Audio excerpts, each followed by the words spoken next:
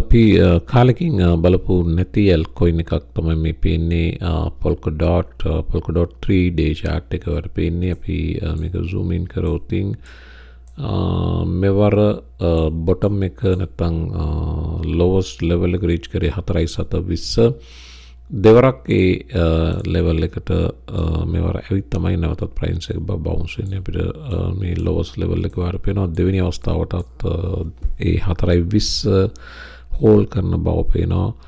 වගේම අද දවසත් මේ පසුගිය දින තුන මේ එක කැන්ඩල් එකක් දින තුනක් රිප්‍රසන්ට් කරන්නේ. පසුගිය දින තුනම ග්‍රීන් බවත් ප්‍රයිස් එක 4.20 සිට 5.30 දක්වා ඇවිත් තියෙන බවත් chart එකේ පේනවා. මේ සම්බන්ධ නිවුස් එක උත් වෙන එක මම Polkadot chart එක බලන්න හිතුවා. ප්‍රයිස් එක කෙසේ වෙතත් Polkadot decoded 2023 කියලා ඒගොල්ලන්ගේ බිල්ඩර්ස් ලගේ ඉවෙන්ට් එකක් තිබ්බා. මේ ඒකේ ඡායාරූපයකුත් තියෙනවා. මේකේ නම Polkadot decoded.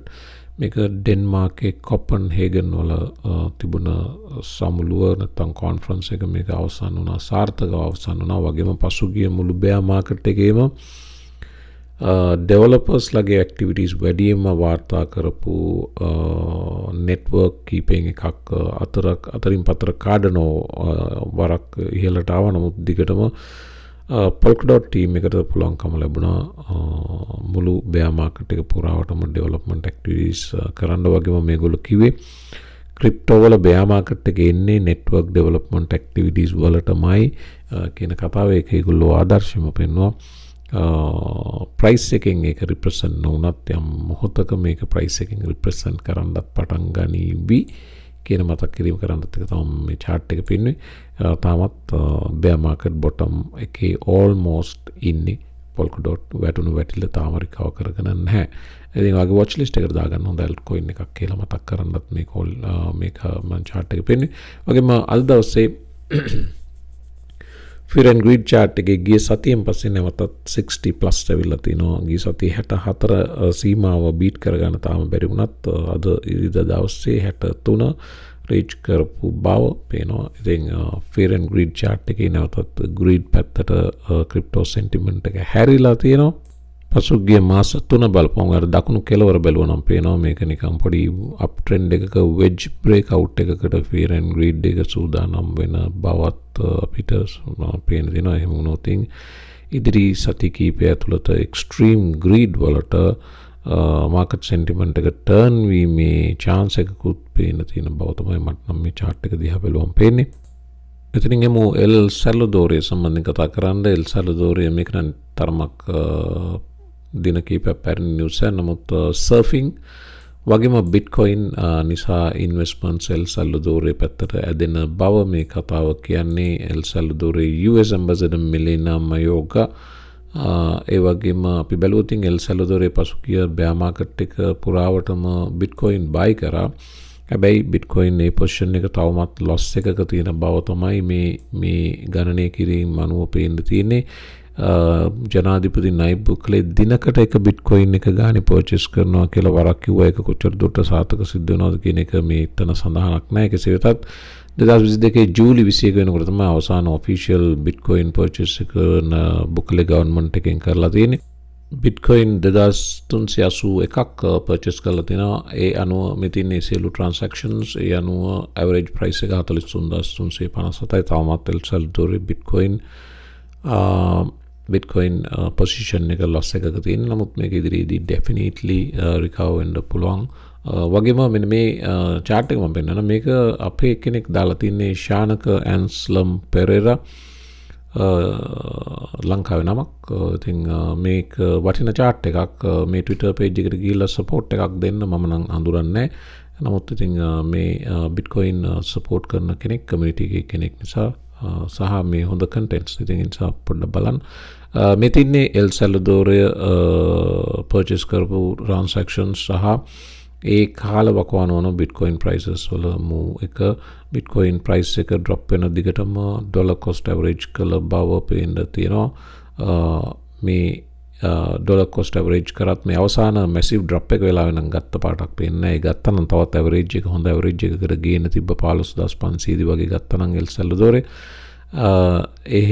ඒක කරා Michael Saylor MicroStrategy මයිකල් සෙල් දිගින් දිගටම රියල් ඩොලර් කොස්ට් ඇවරේජ් කරා නිශ්චිත කාලයක් වානක දිගින් දිගටම බිට්කොයින් එක ඇකියුමුලේට් කරා. නමුත් ගවර්න්මන්ට් එකකට ඒ රිස්ක් එක ගන්න බැරි නිසාද එල් සැල්වදෝරේ ඒක සිද්ධ වුණේ නැහැ. කෙසේටත් තාමත් බිට්කොයින් පොසිෂන් එක තියෙන්නේ ලස් එකේ 43357 උඩට ආයුතු එල් සැල්වදෝරේ ප්‍රොෆිට් කරන්න බිට්කොයින් වලින්. Binance සම්බන්ධතරක් වෙනවා. Binance එකට දිගින් දිගටම ප්‍රශ්න globally දැන් මේනකොට European region එක Binance loses European banking partner PaySafe මේකට තාම නෑ අද හෙට නෙමෙයි ඉදිරි දිනයක් දාලා තිබ්බ සෙප්තැම්බර් වනවතක විදිහට සෙප්තැම්බර් දිනයක් දාලා තිබ්බේ.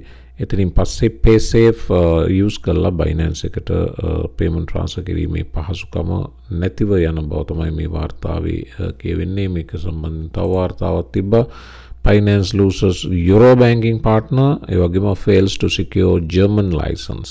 එතකොට Euro banking partner නැතිනවා මතක නම් US වල banking partner නැතුණා. වගේම මේ තින්නේ එතන කියනවා European Economic Area PaySafe Payment Solutions, the European banking partner of cryptocurrency exchange Binance, has announced that it will no longer offer its embedded wallet solution to Binance across the European Economic EEA region starting from 25th September. එතකොට මේ ප්‍රශ්නේ වෙනවා Binance එකට මාස කිහිපයක් තියෙනවා මේකට solution එකක් හොයාගන්න.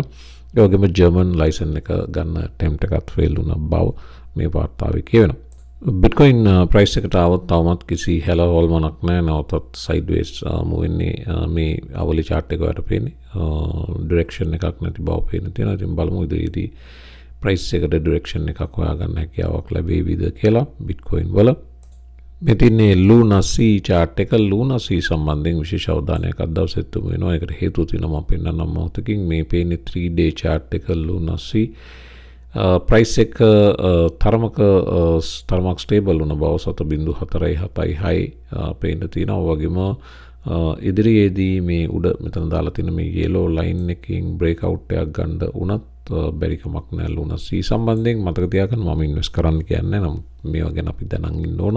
පසුගිය FTX Sam Bankman-Fried game fire එක කඩා වැටුණත් එක්කම Luna C price එකත් $22 අවසාන අවස්ථාව තිබ්බේ real market එකේ trade වෙන price එකක් විදිහට. එතනින් පස්සේ collapse වුණා. මේ තියෙන තත්ත්වෙටම වැටුණා. ඉදිරියේදී බලන්න මේක දැන් මේගොල්ලන් තියෙන ලොකුම challenge එක තමයි circulating supply එකේ තියෙන trillion ගණන් token ටික කොහොම හරි අයින් කරගන්න එක. news එකක් තියෙනවා සම්බන්ධව. Binance 11 වෙනි වරටත් Luna C burn එකක් conduct කළ බව වාර්තා වෙනවා. total මේ වෙනකොට 2.65 billion tokens destroy කළ බවත් මේ අවසාන burning process එක burning transaction එකේදී 1 billion tokens burn කළ බවත් සඳහන් වෙනවා. මේ Twitter එකේ Luna C community එකක් ඉන්නවා. ලොකු strong community එකක්. ඒගොල්ලෝ දාලා තිනවා we thank you Binance for the 2.65 billion Luna C burn. මේ තින්නේ සියලු විස්තර Luna C ඒ burning සිද්ධියත් එක්කම වගේම community එකත් උත්සාහ කරන්න පුළුවන් තරම් මේක burn කරගන්න. හැබැයි ලේසි වැඩක් නෙමෙයි. coin market cap එකට આવතින් පෙන්නන circulating supply එක 5,819,744,181 Luna C tokens තියෙන බව circulation එකේ. ඉතින් ඒක massive amount එකක්. පසුගිය කාලේ අර USDC එක deepeg වීමත් එක්ක මේගොල්ලන්ගේ අර algorithmic මේ mechanism එක නිසා ඒ ඩොලර් එක deepeg වෙනකොට ඒක control කරන්න ඒක repeg කරන්න Luna C burn වෙනවා. දැන් ඩොලර් එක බිඳුවටම වැටෙනකොට US ඩොලර් එක නෙවෙයි USDC එක මේක අනන්තයට ගියා Luna C minting. ඒක නිසා තමයි මේ extreme number එකකට circulating supply එක ගියේ. ඒ supply එක වැඩි වෙනකොට market එකේ price crash එකක් සිද්ධ වුණා. ඒ price crash එක තමයි ඔයා දැක්කේ මම පහුගිය chart එකේ පෙන්වන්නේ. ඉතින් මේගොල්ලෝ උත්සාහ කරනවා මේක නැවත යම් තැනකට ගේන්න. කාලයක් යාවි. නමුත් community support එකේ කිසි වෙනසක් නැහැ. community එක දිගින් දිගටම මේ තත්ත්වය push කරන්න උත්සාහ කරනවා. Binance එකත් support එකක් දෙන බව පේන්න තියෙනවා.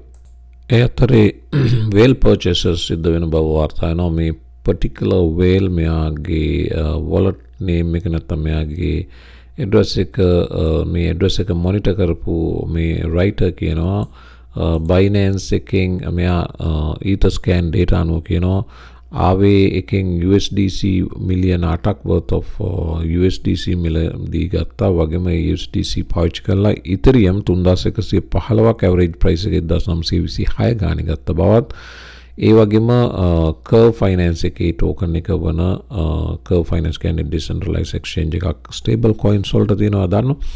ඒක CRV token එක 1.83 million units buy කළ බවත් තවත් Ethereum 1222ක් මේ වගේ massive whale purchases ගිහින් තියෙනවා මිලියන 8කට විතර ආසන්න වෙන්න සහ තවත් මිලියන 3.76ක ප්‍රමාණයකට ආසන්න වෙන්න. ඉතින් මේ world purchases සිද්ධ වෙනකොට ඒ ගන්න මොනවද කියලා watch එකේ ඉන්න. එතකොට ඔයාට price එක ඔයාට ගන්න ඕන altcoin ගැන idea එකක් එවි. මෙතන දෙකක් සඳහන් වෙනවා Ethereum වගේම Curve tokens දෙක. ඉතින් එන්න අනිත් වීඩියෝ එකට ඉතුරු තොරතුරු ටික බලමු.